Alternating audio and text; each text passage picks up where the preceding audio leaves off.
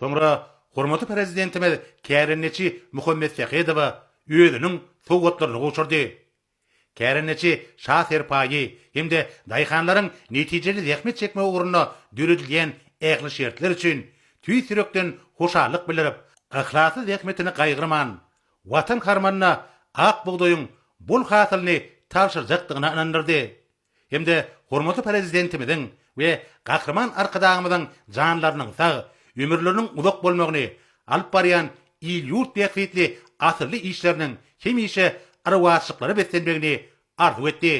Hormatly prezidentimiz hemmelere alyp barýan işlerine üstünlikleri arzu edip bir ýerden ugrady. Şeýlelikde hormatly prezidentimiziň Ahal welaýatyna iş sapary ýurdumyzda daýhanlaryň netijeli we öňürjükli işlemegi we halal zähmeti bilen ýeşete durmuşda ýaşamagy orna ähli şertleriň döredilýänliginiň, watanymyzda azyk bolşugyny pogturandyrmak boýunça alınıp barýan işleriň üstünlikleri beslenýänliginiň nobatdaky beýany boldy.